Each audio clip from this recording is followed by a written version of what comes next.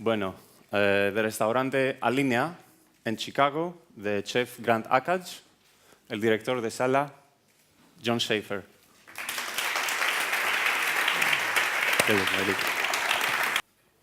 Hello. So excited to be here. Just being able to hear so many people so passionate about what we do every day, it's amazing. You see a lot of chefs getting a lot of recognition, and to be the person that gets to speak one-on-one with the guests in the chairs and really be such a part of that interaction and conversation is very unique, and definitely, personally, I get a lot from it. So to hear similar stories from everyone is really wonderful. I'll be speaking English. I'm sorry. You wouldn't want me to speak Spanish. It's much worse. So Alinea Restaurant is a restaurant in Chicago. The name comes from a symbol, and it's this symbol right here.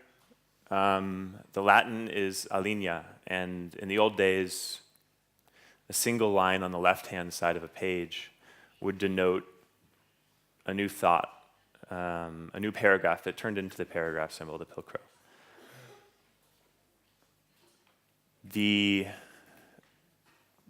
ethos of our restaurant is really that new thought, continued evolution, the start of something new. And it wasn't just on the first day, but every day. We have a dish that everyone loves, and it's going really well, and the protein is available, and we say, let's change it. Why not? And that's what I love about the restaurant. It is a symbol of kind of pushing ourselves, always growing, and it's never boring, so that's always good. This desire to evolve and to start something new,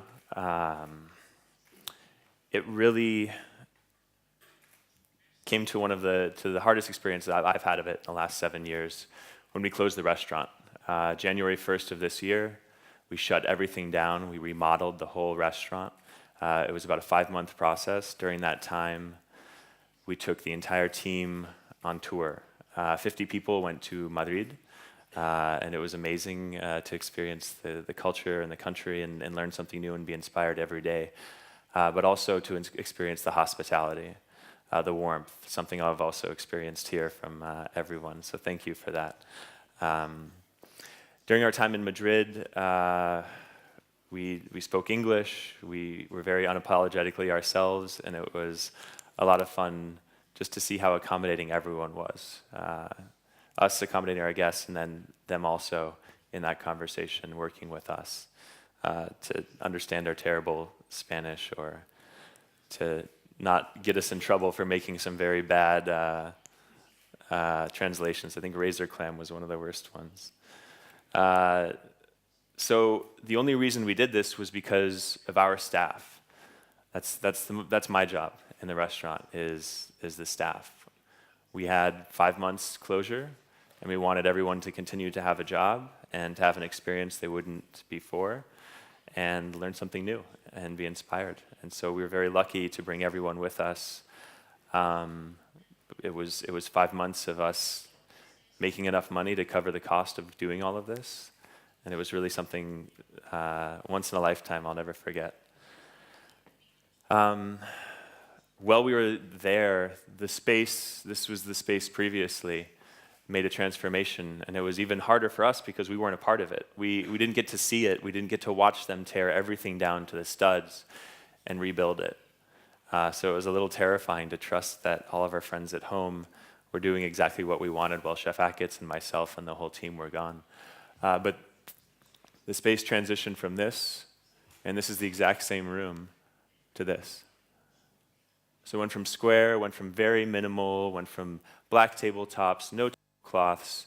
The reason we don't have tablecloths is because we get messy. We eat with our hands a lot, food goes everywhere. We try to have a lot of fun, and we didn't want anyone to feel guilty having spots all over the tablecloths. I was a little guilty last night when I spilled some red wine on the table, but my friends I was with were kind enough not to give me too much of a hard time. The seats didn't change. We left the exact same amount of seats. The kitchen table was something that we added. We had 3 different experiences before we just had one. And our reasoning there was, we always debated. I really enjoyed hearing everyone talk about having to make these decisions and saying, just now, do we serve the traditional food or do we do what we're passionate about? And we wanted to make the same way the non-alcoholic pairings, the beverages, are an option for the guests. We wanted to give the guest an option. Some people want to sit for 3 hours and have a meal. Some people, they don't. They want to go and they want to have a quick meal over business and they want to get out.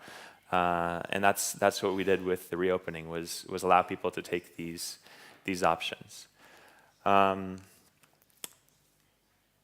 So as the space became more comfortable, we also wanted to make the service more comfortable. From the first moment someone walks in the door, I love the way you can say welcome, and you can immediately, through a conversation, how are you? What did you do today? Asking questions, engaging the guest. When they start to speak to you, the conversation starts. And when I go upstairs, I can go to the captain and say, hey, these people are visiting from Dallas, and they were just at the zoo today, and they really enjoyed watching the monkeys, whatever it is. And the captain goes to the table, and at some point during the meal, they hear something, and they bring it back up, and it's just this catharsis. Everyone's on the same page. And when you can interact with a human on that level, wherever it is, in a restaurant or whatever, it's something very special. So with this conversation, it was something that was very challenging for a lot of us, because we took a step back from the traditional service we had previously. And the kitchen equally challenged itself insofar as previously the menu would change 1 dish at a time, 2 dishes at a time. Over the course of a week, the menu would gain 3 new items and 3 would disappear. And it was always very seasonal. A fish would come into season that they fell in love with, or they just got bored and they didn't want to serve squab anymore, so they replaced it with duck. And for the first time when we reopened, they wrote a menu from scratch, from start to finish. And being a part of that process and seeing them fail was something that really inspired our service, I would say. Trying things, not being afraid to jump out and say, what if we did it this way? Let's try this one night. Let's try this with 1 table and see what they think. Let's ask the question. Let's not be so far separated from the guests that we can't say, what did you think of this? Do you think you need a knife to eat this? Yes, no, perfect. They're the right guests and the wrong guests to ask those questions, but it's something that we really try to show our humanity, to show that we are not perfect, to show that we're still growing and learning every day, and in turn people feel a bit more relaxed. So as the kitchen starts to figure out the dishes, they also start to figure out their story and how we can not only welcome the guests, but also kind of mess with them. The first course of our evening is a small ice bowl, and it sits on this tiny 3-prong stand, and it's so precocious that it'll tip over if you bump it wrong. So to enjoy it, you have to lift it and eat. And in Chicago, it's not very warm right now. So you go from the very cold outside, sit down, have a cold glass of champagne, and you pick up a piece of ice. And that's how we start the evening. And then directly from there, this comes to the table. The kitchen takes diver scallops. They puree them, pass them through a tamis, and then dehydrate them. And from there, they pour a corn consommé over the top that rehydrates the scallops into noodles. And we encourage the guests to lift the bowls from the table and sip, and in the same way that we're trying to give them this warm hospitality, the kitchen gives them this cold to very warm butter, scallop, corn, that's it. Those are the only ingredients. And then a little something on the side to begin their evening and say, here, use your hands, eat with your hands. We're okay with you doing whatever you're comfortable with. And I think that's another large part of our service is if a guest wants ice for their Sauvignon Blanc, we're going to bring them a cup of ice so they can put it in their wine. If they, we were talking about this last night, if they want to do shooters of Domaine Romanée-Conti, perfect. You buy the bottle of wine, we'll pour you a little shot, you can drink it however you want all night long. Because that's what it's about. It's about the experience. It's about having fun.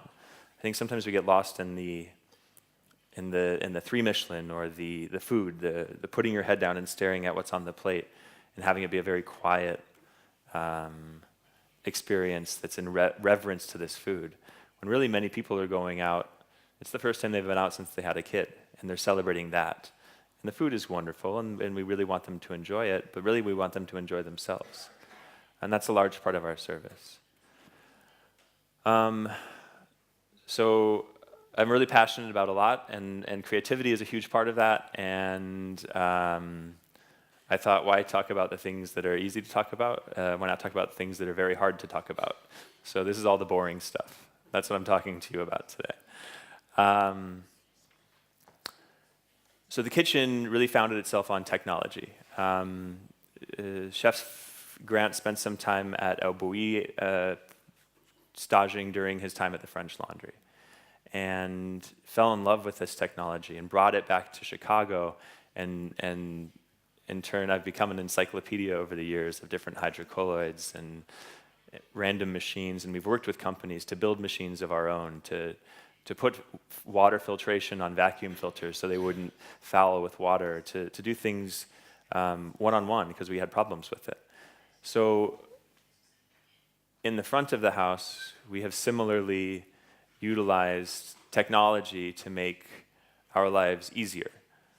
And the idea is the more time we save through systems that technology can help, the more time we get to focus on our guests, the more time we get to draw a picture of a map of a walk that they should take to the lake on the way back to their hotel, the way we can sit down and write out our favorite blues bars or look up. Some guy walked in the other night, and I was talking to him at the front door, and I said, "Are you into cocktails? You're visiting Chicago. What are you hoping to do? Do you want to have cocktails? Do you want to have food? Do you want to go see a show?" And he said, "I love magic." And I said, "I have no idea about magic in Chicago." And got to learn something and got to engage with the guest. And for the rest of the evening, we worked a magic trick into one of his courses and just tried to make something that was very special for him. And it really made for a lot. So what we utilize mainly are 4 different things. One is talk tickets. It's a ticketing system that we use to make reservations. The next is a CRM, a client relationship manager. It's a digital system that allows us to break information about our guests into different categories. We also use Evernote for our staff. On my cell phone right now, I can pull out today's menu and I can see any changes that the chef made today, any dietary restrictions that changed. If someone can't have meat, they're going to have saba instead, they're going to have fish. It allows us to all be on the same page as a staff. So if someone asks a question and I say, "I don't know," I can walk around the corner. 10 seconds later, I can walk back and give them the answer. And then we also use cloud storage for past reservations. I'll go into those a little bit more. I wanted to talk about my background. I don't have as illustrious of a background as you, sir. This was my first job in the service industry. Was pouring beer. That's pretty good. There's a lot of foam. But I came from a very large house. I have 3 sisters. Both my parents were in hospitality. My dad's worked for the same hotel company since he graduated from the hotel school at Cornell in '79. He's been with Hyatt ever since. And that was always a part of our lives. When they were shorthanded at the hotel, we would go roll tables and put tablecloths on and fold napkins. And it was just something that I grew up with. I always loved. Entertaining, having people come over, cooking, making drinks, drinking drinks. But it was always a large part of me. And I was very lucky to have 3 driven and intelligent and beautiful sisters and a very similar mother and a father that showed us that work is what gets you anywhere. We grew up on a little farm, and we had a lot of animals, and every day since I was a kid, we had to feed the chickens and the horses and the goats, and then patch ourselves up when the pony bit us or whatever it was. But learned a lot about work in that regard, and cuisine, eggs fresh from the farm. Killing chickens, it's a hard thing to do, but when you have that respect for the ingredient and you utilize every single piece and make stocks and charcuterie, it's what it's all about. So that's me in a nutshell. I've been at Alinea for a few years now. And during my time there, I've been lucky enough to work with a staff to build something called Talk. So the whole idea is we don't take reservations at our restaurant. We have tickets. You go, you buy a ticket, everything's prepaid in advance, and you come in for dinner, you eat, and you leave, and that's it. What that allows us to do as a restaurant is for 6 months, we know how many guests are coming into our restaurant. So we can reach out to a purveyor and say, local farm, we want to utilize your aubergine for 3 months. We'll commit to this much. What can you do for us? And they give us a better price. And we go out to a beef purveyor and we say, we want to dry age beef. We need this much. We'll pay you now for half. And then the best part about that is our owners are adamant that all of that goes back to the guest. So then instead of saying, perfect, we've made more money and putting it here, we buy caviar. We serve white truffles free gratis as part of the menu. It's something that everyone gets to see the efficiencies that are driven by this. It's also great for us because within this system, when guests continue to make reservations, we can utilize our CRM, which is built into the system, this relationship manager, to take notes. So here, not only is there a picture, which our front door, our maitre d' can use when they walk in, and they say, oh, that's Todd. It's his first time. He walks in the door, they say, Todd, so great to see you, welcome. And he says, who are you and how do you know my name? And right away, he's taken aback about how far we've gone into this experience. We know that he has no allergies. We know that he's a friend of the owner. So probably are going to do something, maybe pour him a glass of wine to start. We also know that he's left-handed. So the first course, we put the spoon on the left-hand side instead of the right-hand side. And some people don't notice it all night long, and some people say, no one has ever done this for me before. And they love it. And that allows us to remember. I've got a good memory for faces, but I've got nothing like this. So it's very helpful to us to do this. He's very tall. Do not ask if he plays basketball. That's something else. We make mistakes in the restaurant. And especially when you have repeat guests and you see turnover, you see new people coming into the restaurant. If he comes in once, 3 years later he comes again, we see this note that says, do not ask if he likes to play basketball. We have a single diner sometimes that comes in, and it says in her notes, do not ask about her dining alone, because she doesn't like it. So any person at the front door over the years sees that and knows right away not to ask that. It also works for wine. If someone loves Palo Cortado sherry, right away we can say, let's take the pairing, let's find a course that might work with this, and let's pour them that. Or we can go to the kitchen and say, hey, they love Palo Cortado, what can we do? And they might make something just for them, which again gives you that experience, that interaction that's like nothing else. And then the dietary notes also allow the kitchen to prepare anything. We as a restaurant will accommodate any dietary restrictions. So if you walk into the restaurant and you've not told us, but you don't want gluten or dairy and you want to be vegan, we'll go for it. From that moment, we'll make something happen. And that's a big part of that, is not making a guest feel bad. Say, yes, of course. And they say, what do you mean, of course? You say, of course we'll do that. And they're standoffish to tell you, but it allows for them to have an amazing experience. So from there, we use another system called Evernote. That's the one on my phone. And mostly for training. Every single menu item, our day consists of 2 meetings. The first meeting is us folding napkins and talking about our weekends. Every Wednesday we talk about our weekends, and we say, where did you go this weekend? What did you do? What experiences did you have? And someone says, I went to the supermarket, and the lady behind the counter was so nice to me, and she smiled, and she asked me questions, and it was really one of the most amazing service experiences I had this weekend. It can be anything. It could be getting pulled over by a police officer and him letting you go. Whatever it might be, that's what we talk about. Restaurants, cuisine, service. And then we go over menu items. So those menu items, every single ingredient, every single dietary restriction.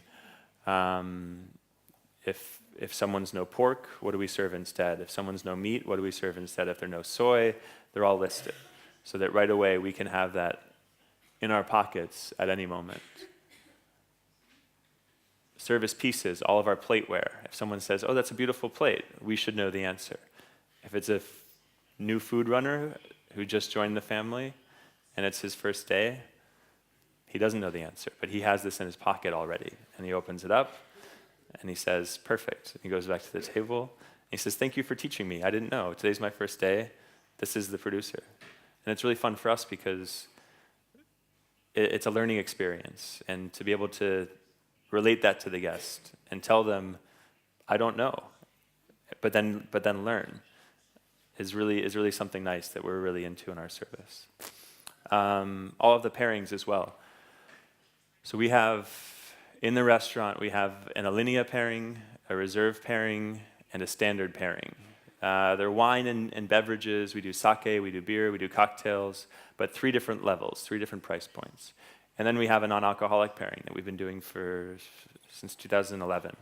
And some weird stuff. We have a juiced corn, togorashi, and tororo seaweed beverage that we're serving right now. That people say corn and seaweed and togorashi, and they kind of look at you sideways, and it works with the course, and that's what it's all about. So all this information is open to anyone. And a large part of our service is, we say, clean your plate, like my grandma used to say to me, is we'll give you as much information and as much responsibility as you want, and when you clean your plate, we'll put more on it. And that's how it goes. So if you want to move up very quickly in the company, some people start, and in 4 months, they're a captain. Some people start, 3 years later, they're still a food runner. They're still in the same spot because they don't want to learn these things. They don't care about the wine. They want to make a paycheck and go. And that's okay. We need people to help us with that. And they're nice, and they do a good job. And I think that's something exciting, is that we give everyone all the information, and we do a lot of trainings, but it's about letting people who are passionate, letting people who really want to learn. Everyone in this room, I'm sure you could have spent your day doing something else, watching, I don't know, Netflix or going to the beach, but being passionate and putting the time into learning more about the industry and listening to so many intelligent people talk about what inspires them is, I don't know, I can't think of a better way to spend my afternoon. I just came from a little bit out west, though, so it was an easy trip. From there, we also have cloud storage. So food critics, Michelin critics, people are wild. They come in and we say, oh my gosh, I know who that is, and I'm in Spain. And I pull out my phone and I can look at every menu we've ever served that food critic. I can look at every ticket to see how long it took. I can look at every wine that he's had since he's been in, because we take the time to scan these menus, put them into one single place so we can look into them and then, again, adjust the experience. We had a gentleman who came in 3 times in 1 month, which is crazy to me. And the 3rd time, the chef looked at the menu and said, he's had everything. So he cooked a French menu, all French, all brand new dishes, all just for that one table. And it blew the person away. They've still been in. They've been in 54 times to our restaurant. We've been open for 10 years. It's crazy. That's almost as much as me, and I work there. So I think the most important thing about these is by codifying this information and by making our lives simpler and by me not opening up a box to search for a piece of paper from 5 years ago, it allows us to use that time for other things, not only to spend on our guests, but also to be creative. We're very lucky to work with many different designers, many different artisans. In this case, this is a gentleman who runs a gallery, and he curates all the art in Alinea. So we sat down with him a month and a half ago to redevelop our downstairs menu. The upstairs menu is looking at a plate in front of you, and it's very traditional. We put down a plate, we talk about it, there's wine.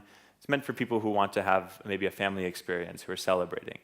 The downstairs menu uses sound and uses lighting and temperature and aroma. We have 3 different things that come to the table and release different aromas. And this was the beginning of that.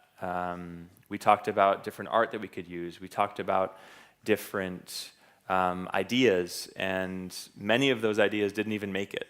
But starting that conversation was really the most important part. Starting that creative process and having the failures and having the successes and building off of those, it was a catalyst for what ended up happening. It allows for the kitchen to be creative. It allows for the kitchen to sit, and instead of prepping food, they can spend their time trying something new, using new ingredients, working with purveyors to find things they haven't seen before, which is very fun for us. Okinawa sweet potatoes here with Okinawa sugar and miso. A course based on nostalgia. A chef put together flavors from when he was a kid walking through the candy aisle. And so the glass on top is Luxardo cherry glass. This is a banana sorbet. This is Italian meringue infused with strawberry. And this is bubblegum. And all of those flavors are elements of bubblegum, but he said it was like walking into a candy store and just kind of blindly grabbing things and putting them together. And that's where it took him. It was a nostalgic course that the aromas, the olfactory has such a tie to your memories. It was really beautiful to get to see him take that and bring it to the guests. And then I had to show Globos for the balloons here. So this was another course where 2.5 years, Chef Mike worked on making an edible balloon. It's apple taffy on an apple leather string and different sugar ratios, all of it coming together to produce something that makes my night every night, because I get to see an old lady with blue hair lean in and kiss the balloon and sing Justin Bieber or Taylor Swift. One day recently, the chef came to us and said, I want leaves all over the floor of the dining room. And we said, yeah, we could do that. They're going to be pretty bad by the end of the night. He said, no, they're going to be there for the first course. The guests will come into the kitchen, have a cocktail, have a bite of food.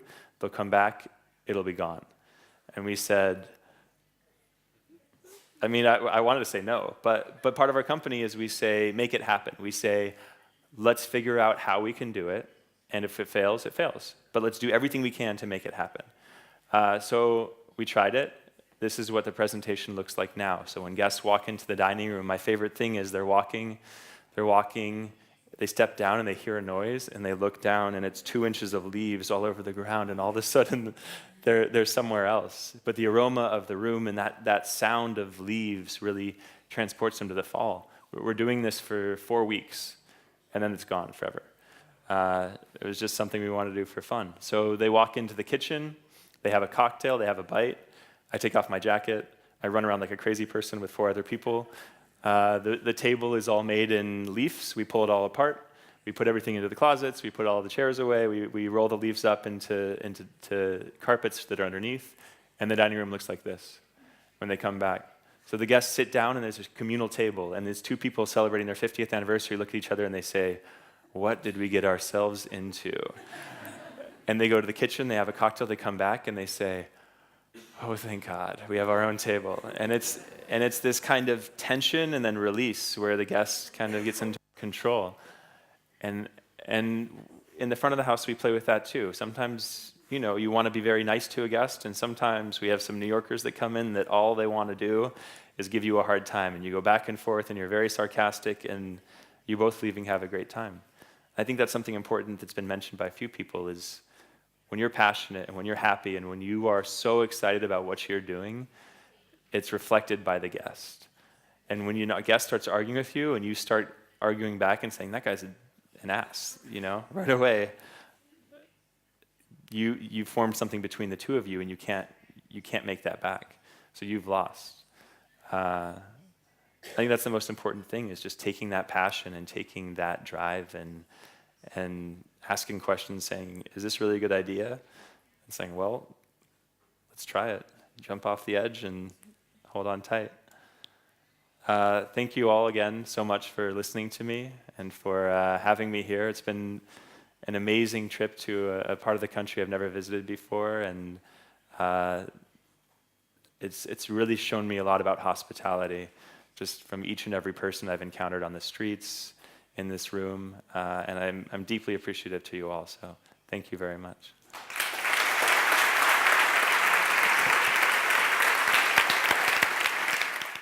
You think you're done, you're not. Whiskey. Let's go to the museum. Let's go to the museum, yeah. Let's do the museum. Well, I mean, I think it's a great inspiration. The inspiration, the humility, I would say, the beautiful moments and the sense of humor, of sharing and saying things, not revealing much, but then you get a hint of that. I mean, you guys are doing and have done amazing work. I think probably one comment, for example, that might be useful, as we mentioned before, and we have to be realistic about our industry, that everybody's looking for staff, right? We're looking for new members to join our companies. So the more we treat them, as we've mentioned this morning, the more we look after them, the more they're happy, we educate them, they're going to stay with us, they're going to grow. And I think it's important as a family in general. We have a stage that comes into the kitchen, and every time a stage walks through the back door, I say, hi, how are you? What's your name? Where are you from? And I kind of make a nickname up so I remember the name, but every day I see him and I say, hi, how's your day? What are you doing? What do you need? How can I help you? And if you have any questions, come to me, please. And it's really hard to walk into a place like that, to a very large kitchen that's functioning on that level, and feel like you can ask questions. And so we always joke that at the restaurant, I'm mommy, and everyone else is daddy. They're all the ones that give him the hard time, and I'm always the one that's patting him on the back and giving him a hug. So it's I'm okay with that. It's this balance, and you use the word family, obviously. That's, yes, we are family, but again, we need to show that, not just say things. And I believe that's what we're doing, let's say, in these restaurants. And operational-wise as well, this morning we mentioned about no-shows, last-minute cancellations, which affect our business, really. Hence, we try, as we're doing now, to invest in loyal guests, that whoever comes in potentially would be our next loyal guest that will support our business, plus the systems, which are very important to create the profiles, and pre-book, pay, done. And pre-book and pay is, we don't have no shows. People pre-book, they pay. Yeah. If they don't want to show up, they can release it to someone else. But our no shows are less than 0.5% as a result, which is huge.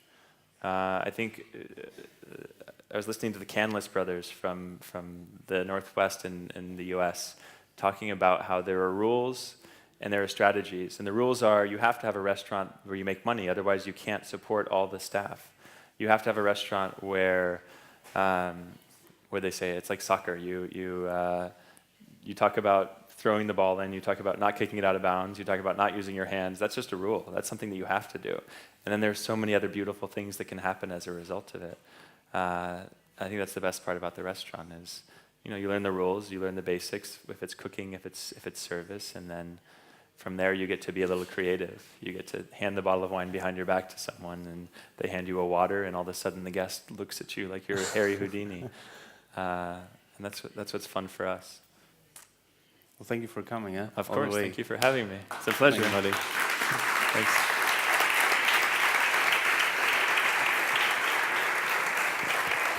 Thank you.